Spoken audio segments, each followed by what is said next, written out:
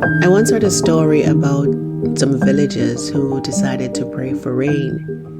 And on the day of prayer, all the people gathered, but only one boy came with an umbrella because he had faith. He believed the prayer would be answered. Praying with faith is the focus of our promise this morning.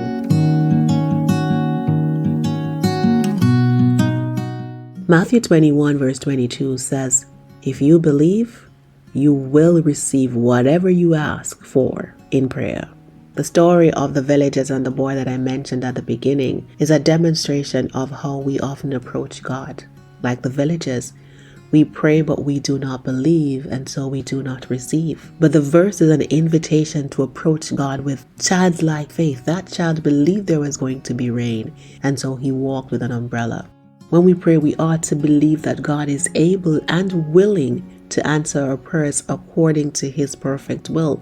The verse is a reminder that when we trust in God's goodness and sovereignty, our prayers have the power to move mountains, to bring about miracles, to change people's lives, to change our lives.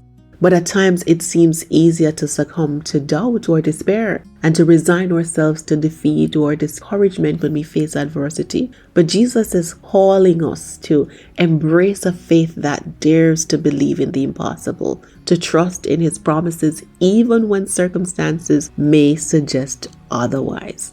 When we come before God in prayer, we're invited to lay our burdens, our hopes, and our dreams at His feet, knowing that He hears our cries and He delights in answering according to His perfect timing and His wisdom.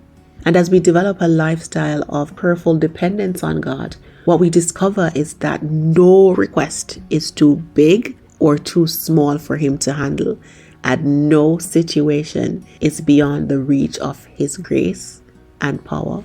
So today, let us approach the throne of grace with confidence, believing that as we pray in faith, we will receive whatever it is that we are asking for according to God's will. My prayer is that our prayers be marked with boldness, persistence, and unwavering trust, as we lean not on our own understanding, but on the unfailing promises of God, who delights in giving good gifts to His children. That's our promise for today. Have a good day.